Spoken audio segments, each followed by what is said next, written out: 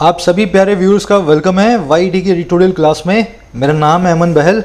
पेशे से मैं गवर्नमेंट एम्प्लॉई हूँ एसएससी सीजीएल के थ्रू, और इन क्लासेस को मैं लेकर के आता हूँ शाम को 4:30-5 बजे।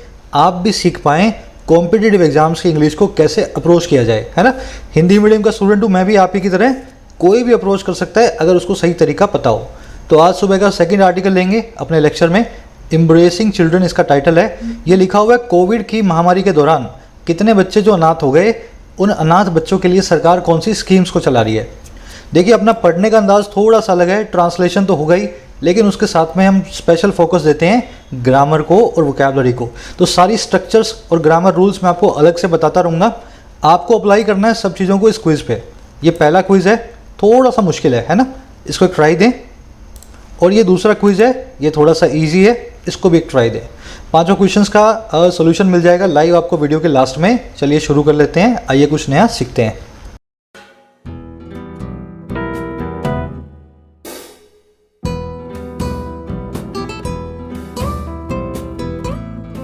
Embracing children. चिल्ड्रन क्या होता है भाई? बच्चों का प्लूरल है ना। चाइल्ड का चिल्ड्रन, बच्चे बहुत सारे, चिल्ड्रन। एम्ब्रेस करने का मतलब होता है किसी को गले लगाना, किसी को एक्सेप्ट करना, किसी को अडॉप्ट करना, किसी को वेलकम करना, है ना। अब इसके लिए दो अच्छे वर्ड्स भी अपने पास, एस्पाउस करना या क्लिंग करना। जैसे बच्चे हैं छोटे छोटे, आपने उनको अपने घर में रहने की जगह दी, उनको खाना पीना दिया, किसी भी तरीके से उनकी एजुकेशन को कंटिन्यू करवाया, तो ये एस्पाउस करना है, क्लिंग करने जैसा ही है, किसी को एम्ब्रेस करने जैसा है। तो कह रहा है बच्चों को हमें वेलकम करना है, एक्सेप्ट करना है। और कौन से बच्चे हैं ये? ऑन चिल्ड्रन ऑर्फन बाय कोविड-19। ये वो वाले बच्चे हैं जो ऑर्फन हो गए हैं कोविड-19 की वजह से। अब ये क्या होता है ऑर्फन? हिंदी में बोला जाता है इसको अनाथ, है ना। समबडी या समवन हुज पेरेंट्स या गार्जियंस हैड डाइड। तो यहाँ पे बिना माँ बाप के बच्चे हैं, ऑर्फन हैं, इनको कैसे हम एम्ब्रेस करेंगे। आगे बढ़ते हैं, टाइटल पैराग्राफ से जानने को मिलेगा क्या कहना चाह रहा है। उससे पहले चैनल को सब्सक्राइब कर लेना। शाम को इसी वक्त इन वीडियोज़ को मैं लाता हूँ, सब्सक्राइब करने से आपको नोटिफिकेशन मिल जाएगा। और एक शेयर ज़रूर देना यार। मैं देखो बोलता नहीं हूँ शेयर के लिए कभी भी, इसलिए नहीं बोलता क्योंकि मेरी आदत नहीं है, और इसी वजह से चैनल्स ग्रो नहीं करते हैं। अगर आप शेयर देते हो, सबके पास ये क्वालिटी कंटेंट जाता है, तभी लोगों को पता लगता है कि ऐसा भी यूट्यूब पे पढ़ाया जा रहा है ना। ये टेलीग्राम ग्रुप है अपना, 13,000 के करीब सब्सक्राइबर्स हैं। सारी पीडीएफ आपको यहाँ से मिल जाएगी, आप ज्वाइन कर सकते हैं। कह रहा है speedy implementation of relief schemes for children orphan by कोविड-19 इज एसेंशियल। कह रहा है फटाफट से जो इम्प्लीमेंटेशन है ना, इम्प्लीमेंटेशन होता है स्कीम को बना करके अमल में लाना, अमलीकरण बोलते हैं इसको हिंदी में। कह रहे जल्दबाजी में या फटाफट से, क्विकली, जो अमलीकरण है किसका भाई? रिलीफ स्कीम्स का। और किसके लिए? बच्चों के लिए। कौन से बच्चे? जो ऑर्फन हैं, जो अनाथ हो गए हैं। और किसके द्वारा? कोविड-19 के द्वारा। कह रहा है ये जो इम्प्लीमेंटेशन है ये अपने आप में एसेंशियल है, बड़ा ही जरूरी है। समझ गए? ऐसे ब्रेक करके पढ़ो वर्ड बाय वर्ड, बहुत ईजी है इंग्लिश। इम्प्लीमेंटेशन आपका सब्जेक्ट है, इज आपकी वर्ब है। सब्जेक्ट मिलेगा ब्लू कलर में और वर्ब मिलेगी पिंक कलर में। हर सेंटेंस का सब्जेक्ट और वर्ब आपके सामने मार्क्ड है, आपकी अंडरस्टैंडिंग डेवलप करवाने के लिए। जरूर से इसको फॉलो करें, रातों रात आप चेंज पाएंगे अपने अंदर। इंग्लिश जो है एज फार एज कंसर्न्ड है। अब देखने वाले वर्ड्स, ऑर्फन एडजेक्टिव हो गया, वो वाले बच्चे जो अनाथ हो गए हैं। देखो वर्ब की थर्ड फॉर्म जब हैज, हैव, हैड के बिना आ जाए, वो सिर्फ और सिर्फ एक ही काम करेगी, एडजेक्टिव बनने का। ये आपको आज मैं ना रूल डिटेल में बताऊंगा आगे। स्पीडी होता है फटाफट किया हुआ कोई काम, क्विक हो, स्विफ्ट हो, है ना, जल्दीबाजी में हो। चलिए अब एक समरी मैं आपको दे दूं किस बारे में लिखा हुआ है। देखो समरी ये है कि पिछली वेव से अभी तक, है ना, मतलब पिछले साल मार्च से इस साल की मई तक तकरीबन 10,000 बच्चे हैं जो कि कोविड-19 की वजह से अनाथ हो गए हैं।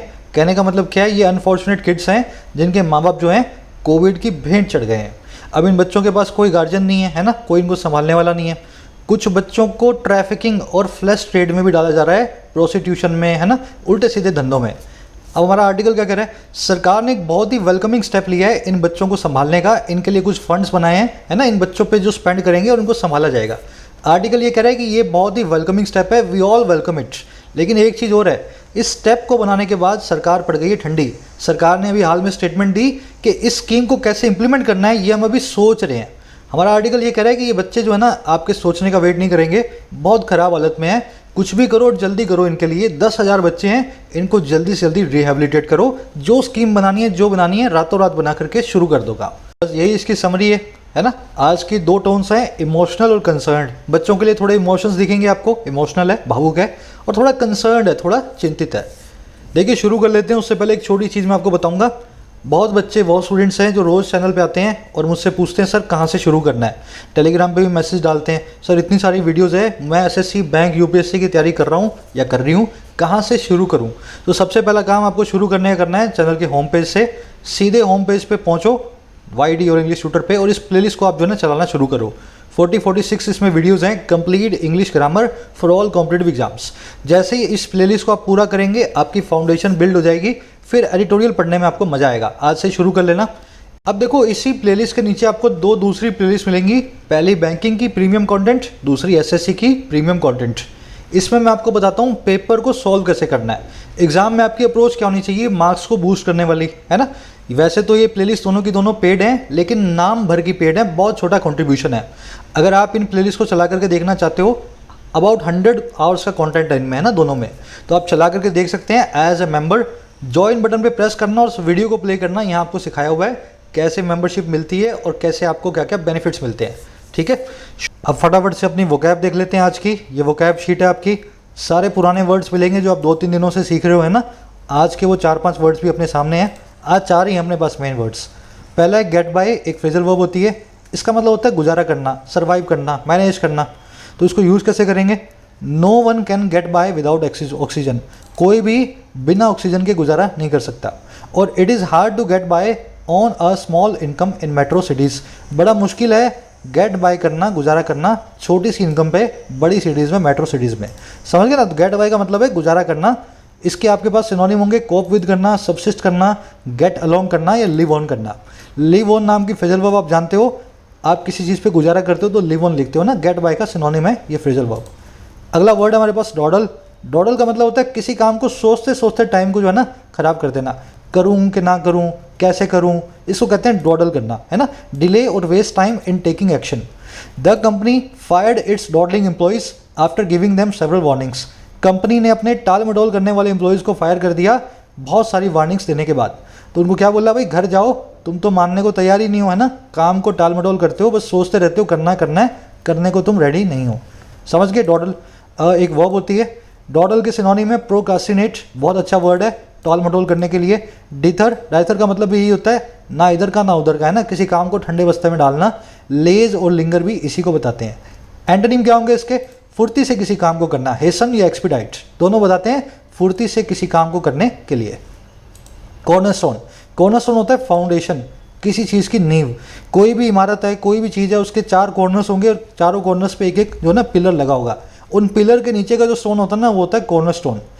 वो पूरी इमारत जो है उन 4 पत्थरों पे, कॉर्नरस्टोन पे टिकी होती है, इसलिए हम इसको फाउंडेशन बोलते हैं। Hard work is the cornerstone of success. Hard work जो है वो उसकी नींव है जो है सक्सेस, है ना।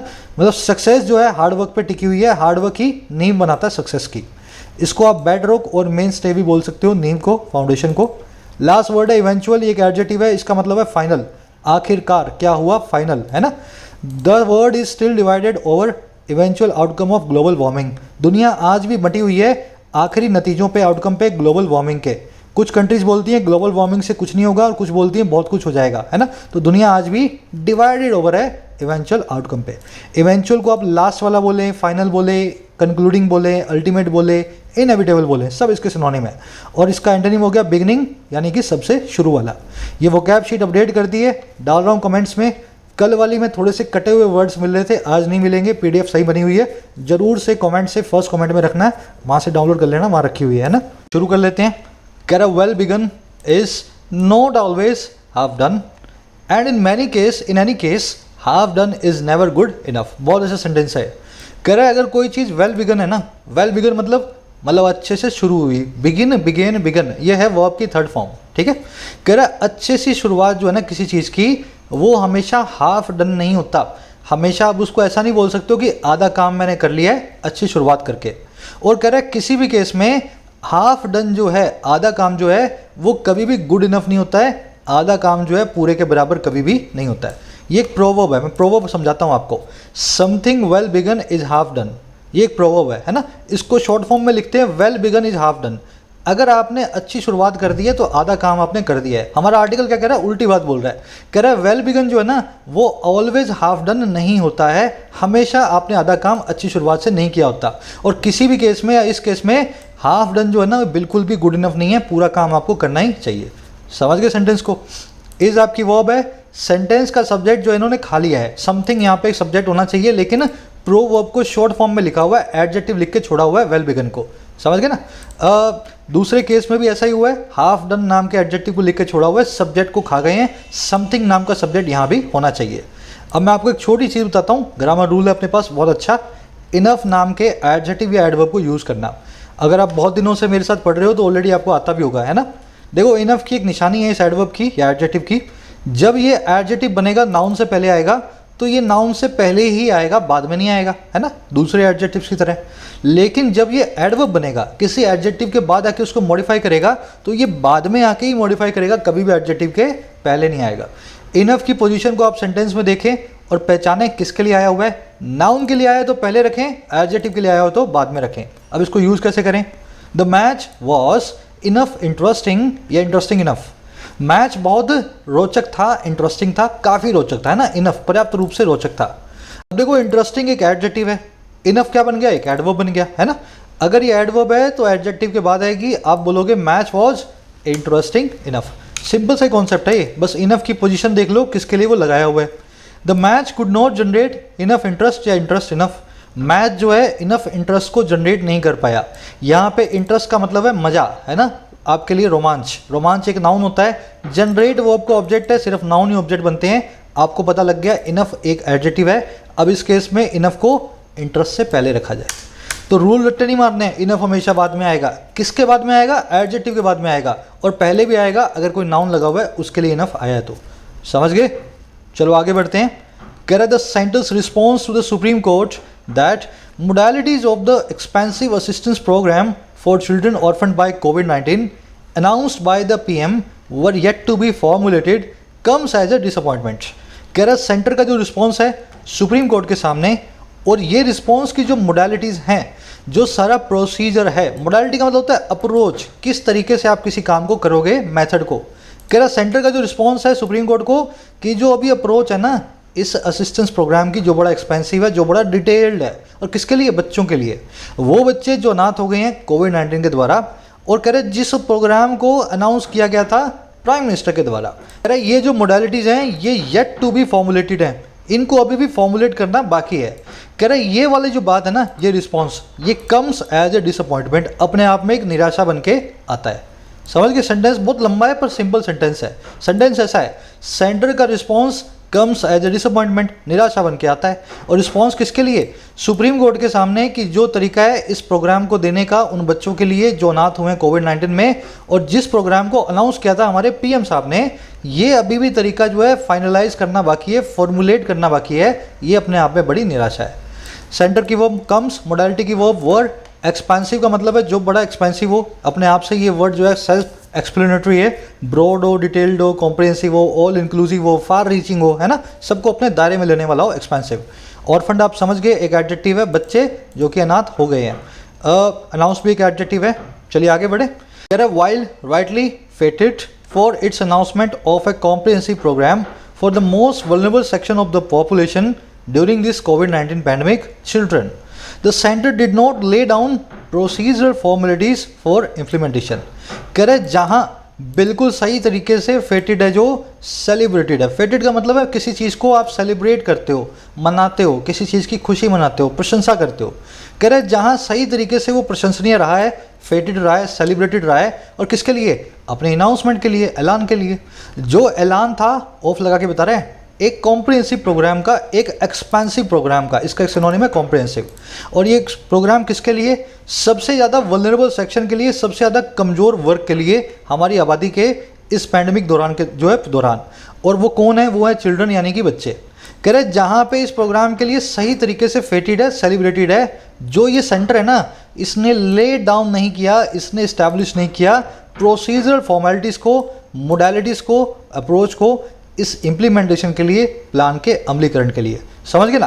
तो कह रहा बिल्कुल सही, इस सेंटर को प्रशंसा मिली है, इसने इतना सुंदर प्लान सोचा, लेकिन ये सेंटर फेल रहा इस प्लान को बनाने के बाद इसको इम्प्लीमेंट कैसे करना है, उस चीज़ को बनाने के लिए, है ना। प्लान बना दिया, इम्प्लीमेंट करने का अभी तक सोचा नहीं। अब आ जाओ सेंटेंस में देखने वाली चीज़ें। फेटेड यहाँ पे पास्ट पार्टिसिपल है, यही सेंटर है जो फेटेड है, यही सेंटर है जो सेलिब्रेटेड है, ठीक है ना। मोस्ट वल्नरेबल में द मोस्ट वल्नरेबल देख रहे हो ना, ये एक एडजेक्टिव की सुपरलेटिव डिग्री है, द मोस्ट इसीलिए लगा है। अगर ये एडजेक्टिव ना होता तो इस द को हम मोस्ट के आगे से निकाल देते। सेंटर की वर्ब है did not lay down. Lay down का मतलब होता है इस्टेब्लिश करना, सेटअप करना किसी चीज़ को, किसी चीज़ की बुनियाद रखना। अब ले से 3 फ्रेजल वर्ब और बनती हैं, ये चारों इंपॉर्टेंट है ना, आपस में एक दूसरे को कंफ्यूज करती हैं, ले आउट, ले ऑफ और ले ओवर।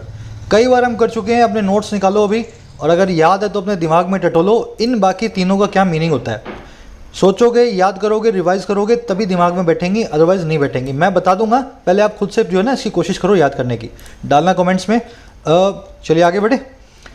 कह रहा है it is clear from the national commission for protection of child rights submission in the supreme court that nearly 10,000 children are in the need of immediate care and protection. कह रहा है ये बड़ा साफ है, इट इज़ क्लियर। और कहाँ से?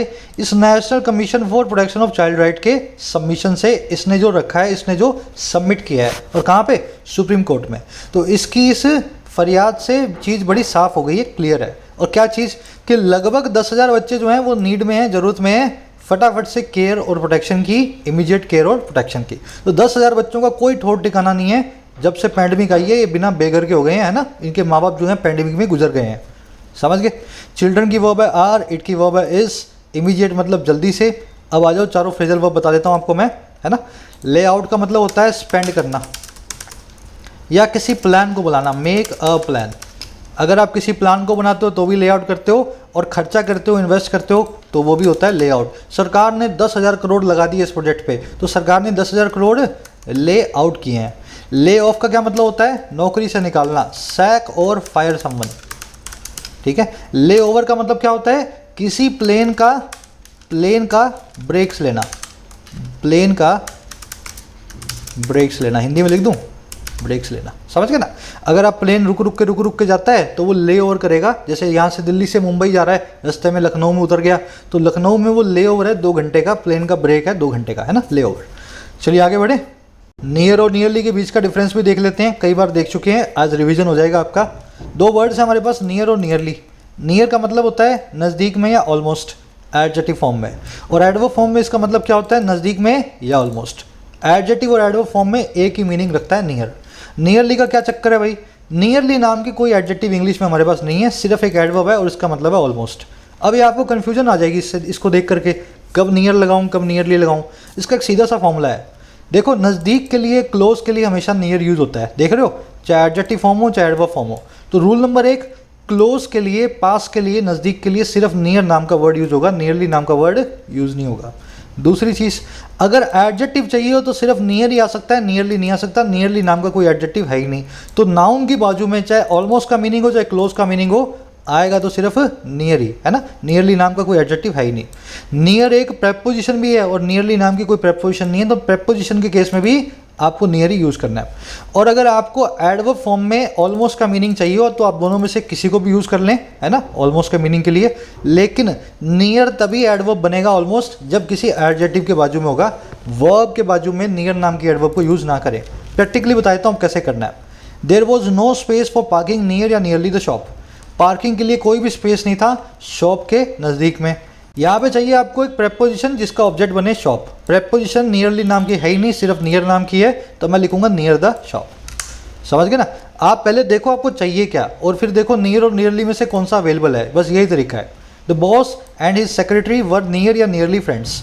जो बॉस और उसकी सेक्रेटरी थी ना, वो बड़े क्लोज फ्रेंड्स थे, बड़े नज़दीक के दोस्त थे, है ना।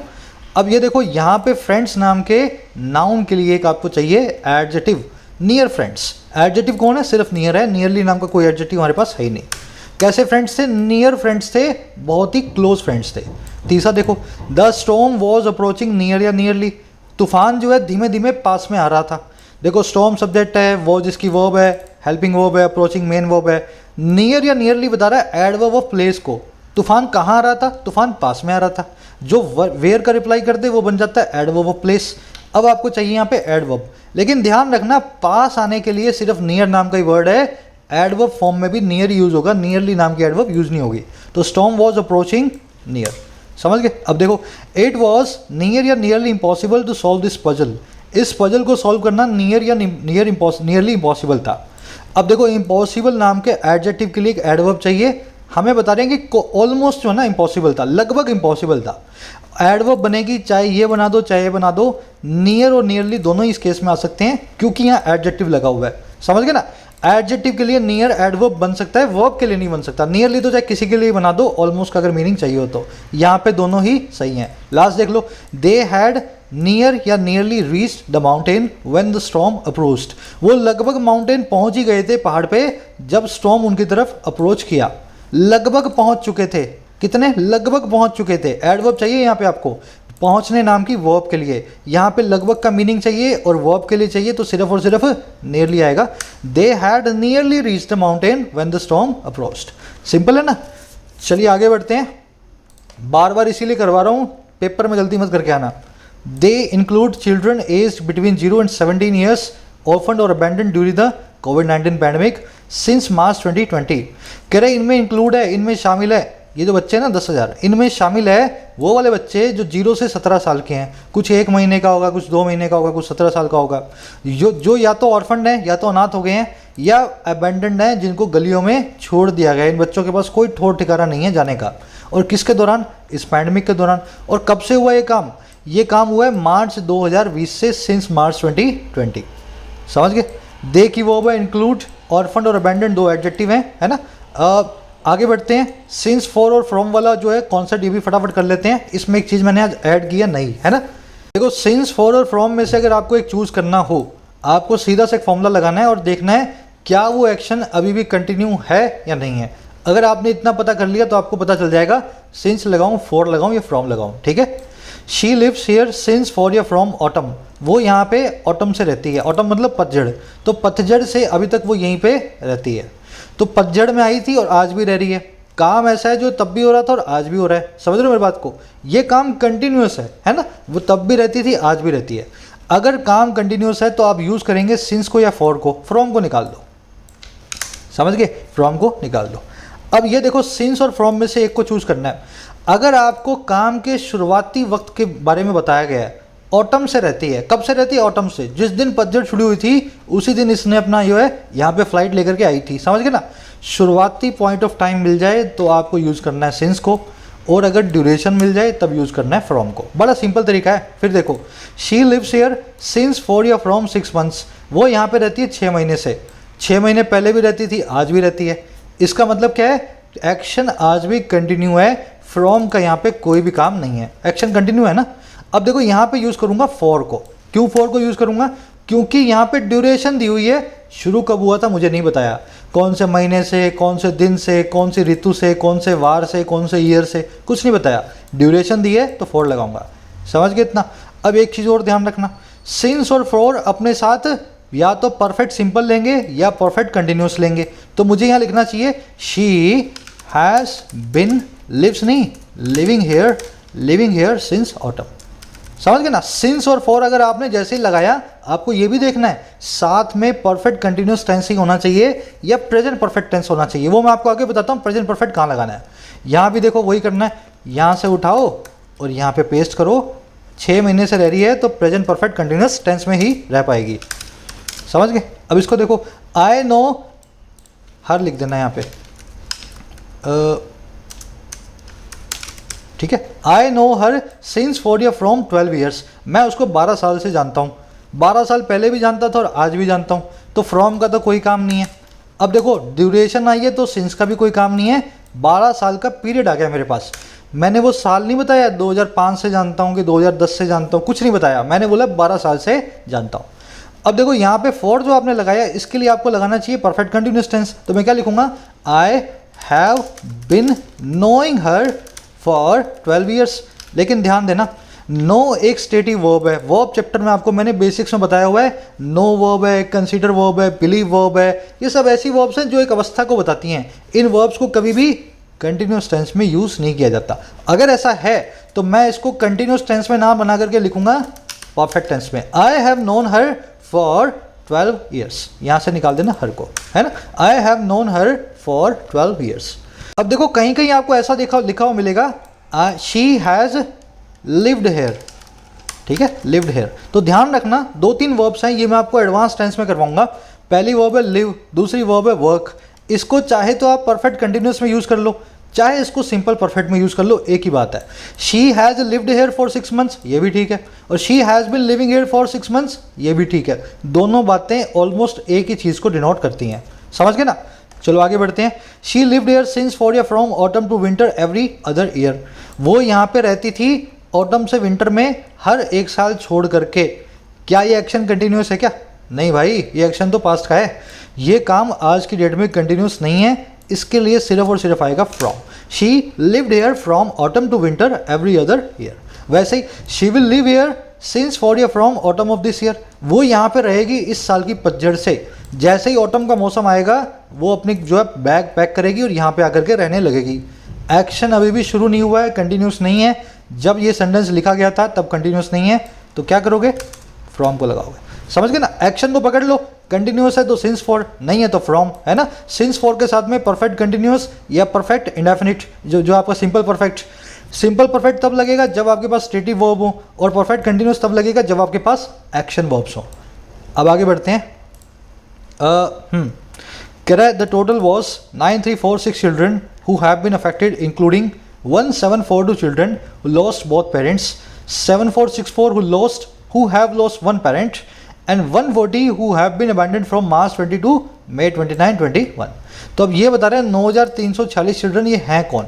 कह रहा है टोटल था 9346 बच्चों का जो प्रभावित हुए हैं, अफेक्टेड हुए हैं, पैसिव वॉइस में, प्रेजेंट जो परफेक्ट टेंस में, जिसमें शामिल है इतने बच्चे जिन्होंने खो दिया दोनों को, माँ बाप को, है ना, बोथ पेरेंट्स को। इतने बच्चों जिन्होंने खोया एक माँ बाप को, दोनों में से एक को, और 140 वो हैं जो कि अबेंडन हो गए हैं, जिनको गलियों में छोड़ दिया गया है, जिनके कोई रिश्तेदार भी नहीं थे संभालने वाले, मार्च 20 से मई जो है 21 तक। ये आंकड़ा बहुत बड़ा होगा। ये तो सिर्फ वो डेथ्स हैं जिनको गवर्नमेंट ने रिकॉर्ड किया है ना। 10,000 नहीं बच्चे, 1-1.5 लाख के करीब होंगे ऐसे बच्चे जिनके माँ बाप जो हैं चले गए हैं। समझ गए सेंटेंस? सिंपल सेंटेंस है। आगे बढ़ते हैं। It further told the apex court that these children run a high risk of being pushed into trafficking and flash trade। कह रहे इसने आगे बताया एपेक्स कोर्ट को, क्या बताया भाई, कि ये जो बच्चे हैं ये रन करते हैं एक बहुत बड़े रिस्क को, ये आगे चल रहे हैं एक बहुत बड़े रिस्क में, और रिस्क है पुश हो जाने का, धकेल दिए जाने का, या तो ह्यूमन ट्रैफिकिंग में या प्रोस्टिट्यूशन में, फ्लैश ट्रेड में। तो ह्यूमन राइट कमीशन का यही कहना है कि ये बच्चे जो है ना, अगर आपने रिस्क नहीं लिया, उठाया, इन बच्चों को आपने आज नहीं संभाला, तो रिस्क है इन पे कि कुछ दिनों में या तो इनकी किडनी विडनी बेच देंगे, इनको भिखारी भिखारी बना देंगे, है ना, ट्रैफिकिंग हो जाएगी, या इनको प्रोस्टिट्यूशन में डाल दिया जाएगा लड़कियों को। समझ गए? बीइंग पुश्ड यहाँ पे परफेक्ट जिरेंड है, कई बार कर चुके हैं। अपने दिमाग से सवाल पूछो, यहाँ पे पुशिंग क्यों नहीं लिखा, ऑफ पुशिंग ना लिख करके बीइंग पुश्ड क्यों लिखा है ना। बार बार दिमाग को चैलेंज करोगे, दिमाग आपको जवाब देगा, तभी एग्जाम में वो काम करेगा, है ना। चलो आगे बढ़ते हैं। There is thus no doubt that the time is of the essence here.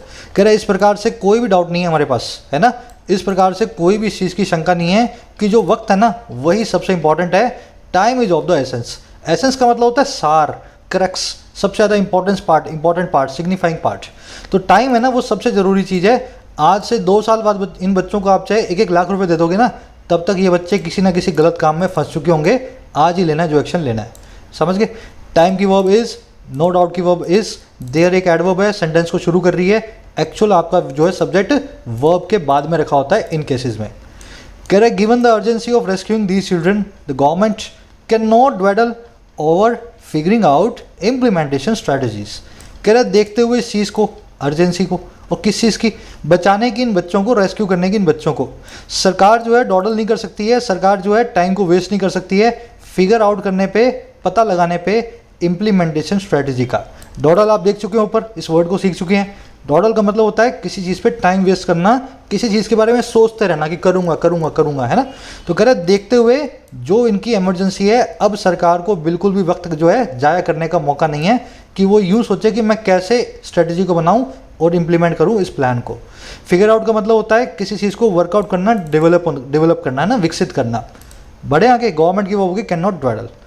कह रहा Swift laying out of processes and monitoring mechanisms to kickstart rescue and relief, besides undertaking the continuing process of estimating beneficiaries is needed। कह रहा है एक quick, एक Swift, एक जल्दबाजी में किया हुआ, फटाफट से किया हुआ जो लेइंग आउट है, लेआउट आपने देखा ना, एस्टैब्लिश करना किसी प्लान को, किसी चीज़ को। कह रहा है फटाफट से एस्टैब्लिश करने का जो काम है ना, प्रोसेस को और मॉनिटरिंग के मैकेनिज्म को, कैसे आप मॉनिटर करोगे है ना, इन बच्चों को कैसे संभालोगे ताकि किक स्टार्ट कर पाएँ, फटाफट से शुरू कर पाएँ रेस्क्यू और रिलीफ को, इनको बचाने को और इनको रिलीफ देने के प्रोग्राम को। कह रहा है साथ ही साथ अंडरटेक करने के, जिम्मा लेने का, कंटिन्यूइंग प्रोसेस को, लगातार उस प्रोसेस को जो है एस्टिमेटिंग की बेनिफिशरीज को, कितने बेनिफिशरी को जो है ज़रूरत है, एस्टिमेशन भी तो आपको करना पड़ेगा ना बार बार। कह रहा है ये चीज़ है नीडेड, इस चीज़ की है बड़ी ही ज़रूरत, समझे। कह रहा है लेआउट तो करना ही है आपको प्रोसेस और मैकेनिज्म को, ताकि इस प्रोसेस को आप जल्दी जल्दी शुरू करो, किक स्टार्ट करो। उसी के साथ साथ में आपको अंडरटेक भी करना है इस प्रोसेस को कि कितने बच्चे हर महीने में और अनाथ हो रहे हैं, इस प्रोसेस को एस्टिमेटिंग की कंटिन्यू रखना है। ये दोनों चीज़ें बड़ी नीडेड है। देखने वाली चीज़, लेआउट की वर्ब है इज, एक जीरंड है, सिंगुलर वर्ब है। अंडरटेक का मतलब होता है किसी चीज़ को शुरू करना, किसी चीज़ का जिम्मा लेना, टेक ओवर करना। अगर आपने बोल दिया भाई इसको मैं करूँगा, तो इस काम को आपने अंडरटेक कर लिया है। और इसका एक मीनिंग ये भी है, इस काम को आज से आपने शुरू भी कर दिया है ना, बोला है तो शुरू भी कर ही दिया होगा। किक स्टार्ट होता है फटाफट से स्टार्ट करना। मेरा आपसे एक सवाल है छोटा सा, आज इस कॉन्सेप्ट को कवर नहीं कर रहे हैं, बहुत सारे कॉन्सेप्ट हो जाएंगे। यहाँ पे लेआउट भी करना है और अंडरटेक भी करना है, दो काम एक साथ करने हैं। बावजूद दो कामों को एक साथ करने के वर्ब को सिंगुलर क्यों रखा गया है? काम तो दो है ना, लेआउट भी करना है, ले डाउन भी करना है और इसको अंडरटेक भी करना है। बावजूद इसके क्या टेक्निकल रीजन है जिसकी वजह से सिंगुलर वर्ब लगाया है, आर को नहीं लगाया है? सब लोग रिप्लाई करेंगे कमेंट्स में, सबको आना चाहिए, सिंपल सा कॉन्सेप्ट है। चलो आगे बढ़ते हैं। कह रहा है चिल्ड्रन हैव लिटिल और no agency of their own and are still dependent on adults to get by. कह रहा है बच्चे जो है ना, उनके पास ना के बराबर या है ही नहीं कोई भी एजेंसी। एजेंसी का मतलब होता है रिप्रेजेंटेटिव, आपका नुमाइंदा, आपकी बात करे, जो आपकी बात को रखे। कह रहा है बच्चों के पास कोई एडवोकेट नहीं है, कोई वकील नहीं है इनका खुद का। और कह रहा है ये अभी भी डिपेंडेंट ऑन है, ये अभी भी निर्भर हैं एडल्ट्स पे, बड़ों पे, कि वो गेट बाय कैसे करें। गेट बाय का मतलब होता है सर्वाइव करना, मैनेज करना। कह रहा है आगे, एंड द डिसरप्शन दैट कोविड-19 has wrought on their lives is devastating. और कह रहा है जो डिसरप्शन, जो डिस्टर्बेंस कोविड-19 ने रॉट किया है, कोविड-19 लेकर क्या है, रॉट करना मतलब कोज करना, जिस डिसरप्शन को इसने कोज किया है उनकी ज़िंदगियों पे, वो बड़ी डिवॉस्टेटिंग है, अपने आप में बड़ी डिस्ट्रॉइंग है ना। तो बच्चों की कोई एजेंसी नहीं है, जैसे बड़ों का तो विमेन का तो विमेन एम्पावरमेंट की एजेंसी होगी है ना, ह्यूमन राइट वालों की अलग होती है, जानवरों की भी अलग होती है पीटा, बच्चों की कोई अलग से एजेंसी नहीं है। और ये सब के सब बच्चे सिर्फ बड़ों पे सर्वाइव कर रहे हैं, बड़ों पे डिपेंड होके, और इनकी सारियों की ज़िंदगियाँ तबाह हो चुकी है इस कोविड-19 के द्वारा। चिल्ड्रन की वर्ब है हैव, एजेंसी आपको मैंने बता दिया। ऑन एक ऐसा एडजेक्टिव है, अपने पहले हमेशा जो है पजेसिव लेगा, देयर, माई, आवर है ना, किसी का भी पजेसिव लगना चाहिए। डिपेंडेंट के बाद में ऑन फिक्स प्रपोजिशन है, जिसके लिए आप डिपेंडेंट हो, जिसके ऊपर आप निर्भर हो। गेट बाय एक फ्रेजल वर्ब है, आप देख चुके हो, इसका मतलब होता है मैनेज करना, सर्वाइव करना है ना।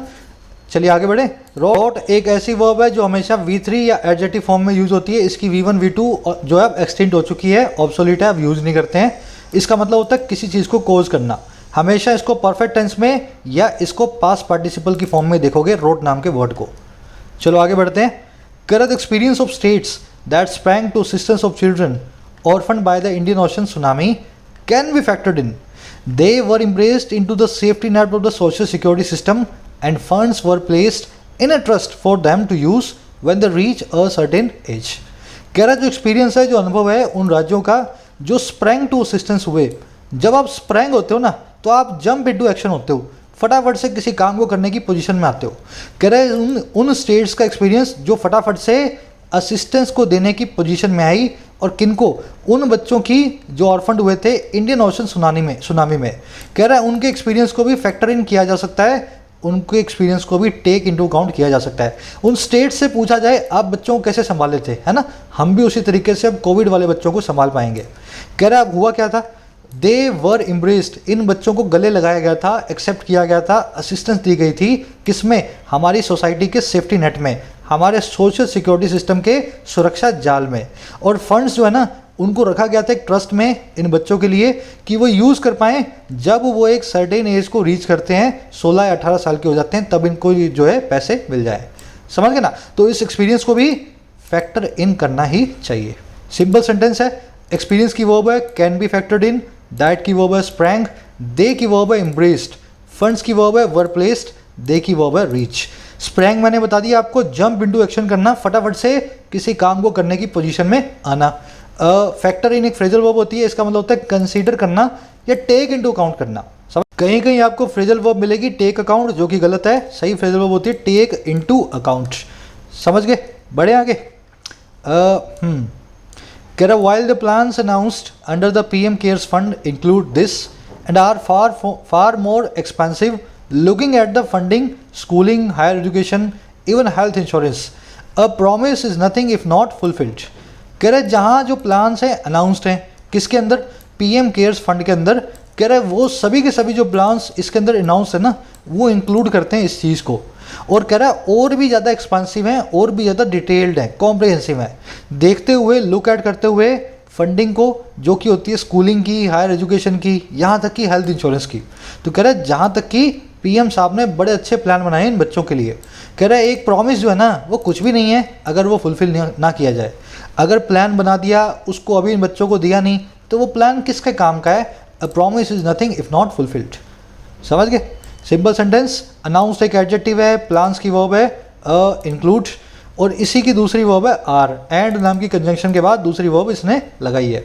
लुकिंग एट एक एडजेक्टिव है, एक्सपांसिव तो है, देखते हुए इसकी फंडिंग को, है ना, प्रेजेंट पार्टिसिपल एडजेक्टिव इसको आप बोल सकते हो। प्रॉमिस की वर्ब है इज। फुलफिल्ड मैं आपको बता देता हूँ, इफ प्लस में पास्ट पार्टिसिपल कभी कभी आएगा, उसका मीनिंग क्या होता है। Wounded in a car accident the man approached a near by hospital. Wounded होकर के, चोट खा करके एक एक्सीडेंट में आदमी ने अप्रोच किया एक नियर बाई हॉस्पिटल को। देखो ये आदमी सेंटेंस का सब्जेक्ट है, यही वुंडेड है और यही अप्रोच कर रहा है। ये सेंटेंस का जो सब्जेक्ट है ना, इस अवस्था में आकर के अप्रोच कर रहा है, ये अवस्था को बताने वाला पास्ट पार्टिसिपल है, स्टेट को बताने वाला पास्ट पार्टिसिपल फ्रेज है। बेसिक ग्रामर में आप कर चुके हो, है ना। इसी को आप इफ लगा करके कभी कभी कंडीशनल बना देते हैं। If wounded in accident one should approach a near by hospital. अगर एक एक्सीडेंट में आप वुंडेड हो जाओ तो आपको अप्रोच करना चाहिए एक हॉस्पिटल को नज़दीक के। समझ गए ना? हुआ कुछ भी नहीं है, इस वुंडेड के आगे मैंने इफ को लगा करके कंडीशनल को बनाने की कोशिश की है।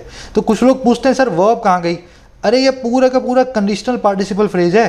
वन के लिए बताई हुई एक अवस्था है कि अगर कोई भी इंसान एक्सीडेंट में वुंडेड हो जाए, चोटिल हो जाए, है ना। इसको आप ऐसा भी बोल सकते हो, इफ वुंडेड को if one is wounded in a accident, इसको ऐसा भी लिख सकते हो। आई थिंक समझ गए होंगे ना। इफ प्लस में V3 आ जाए तो उसको ऐसे ही आप ट्रीट करें पार्टिसिपल फ्रेज की तरह। कह रहा the responsibility of the government is now is to go the full mile to ensure that these benefits reach every child fitting the criteria, besides making sure that the children are not exploited with an eye on the eventual boundary. ये बहुत अच्छा sentence है। कह रहे जो government का responsibility है, सरकार की नाउ, वो है इज़ कि वो गो द फुल माइल करे, वो आखिर तक जाए, काम को पूरा करे। और कैसे पूरा करे? इंश्योर करने के लिए दैट वो ये कि ये जो बेनिफिट्स हैं ये पहुंचते हैं हर बच्चे तक जो क्राइटेरिया को फिट करता है। ऐसा ना हो किसी को मिल गया किसी को बेनिफिट नहीं मिला, है ना। सरकार पूरी तरह से करे इस काम को।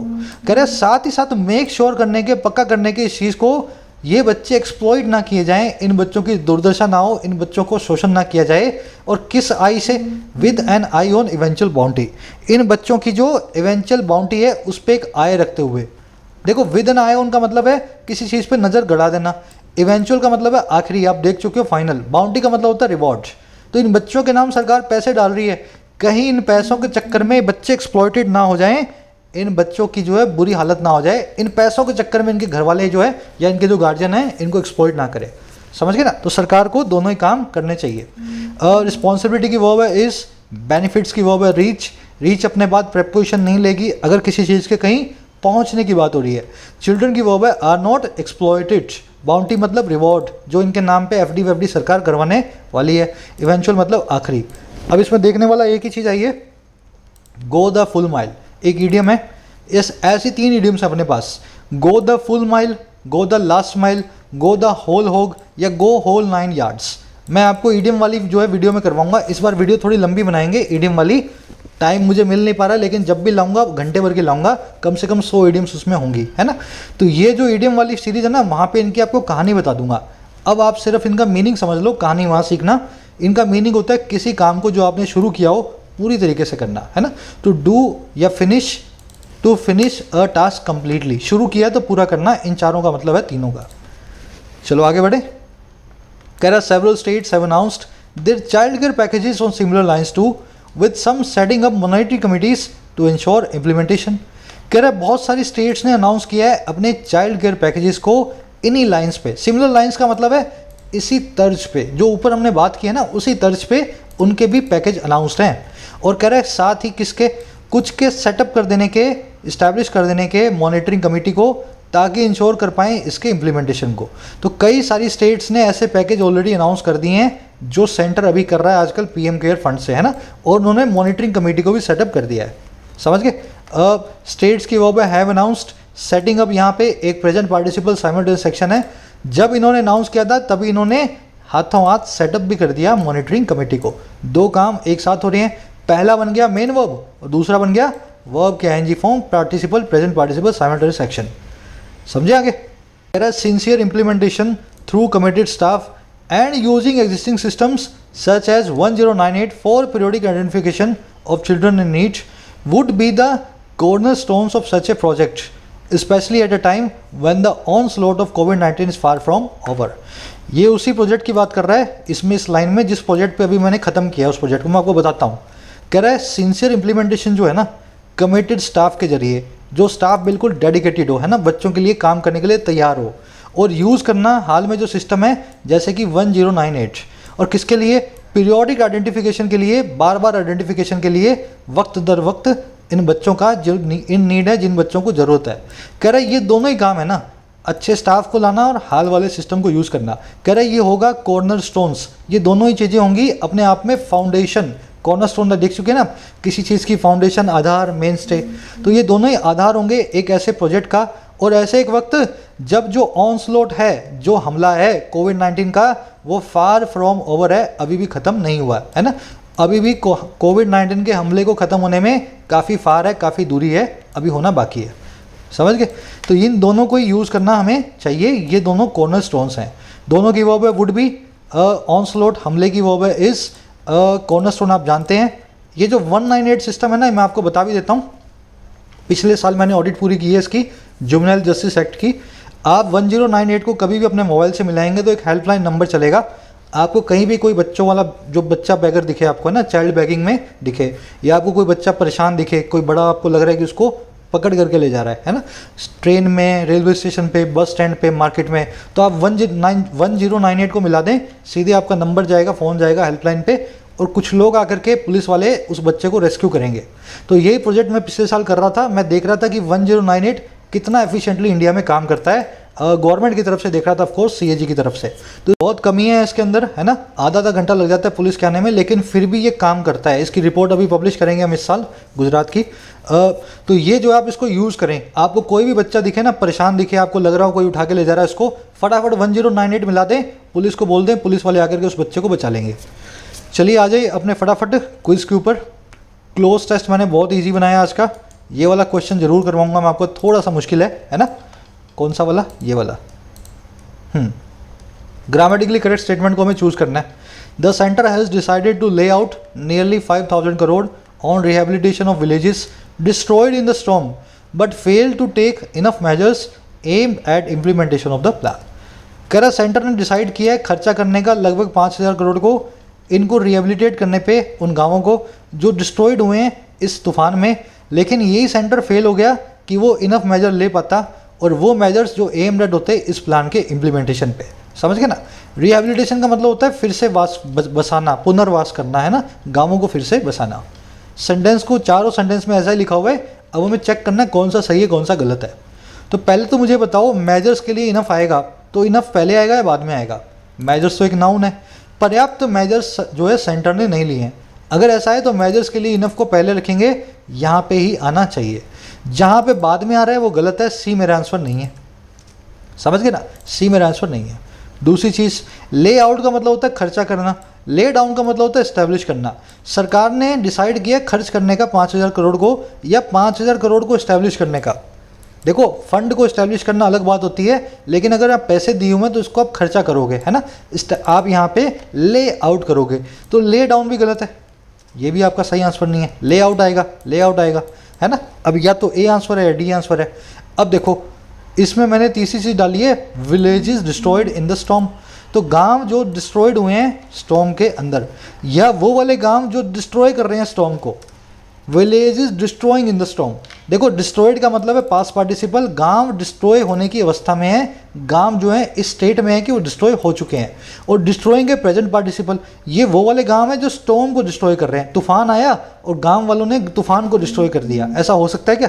तो प्रेजेंट नहीं, आपको चाहिए पास्ट पार्टिसिपल, ये भी गलत है, डी भी आपका आंसर नहीं है ना। तो यहाँ पे आपका आंसर क्या बन गया भाई? ए बन गया। आ जाओ क्लोजेस्ट पे, शेयर कर देना वीडियो को, फिर बोल रहा हूँ मैं, आप शेयर करोगे चैनल ग्रो होगा। मैं बहुत कुछ प्लान कर रहा हूँ, लेकिन वो तभी पॉसिबल है अगर चैनल को थोड़ा सा स्टैंडिंग मिले, है ना, थोड़ा सा ग्रो करे। ये आपके क्वेश्चंस है क्लोजेस्ट के, फटाफट से सॉल्व करो।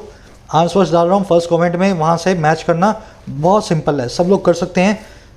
5 में से कितने नंबर मिले ज़रूर से बताना कमेंट्स में ही, मुलाकात लूँगा। Until then signing out.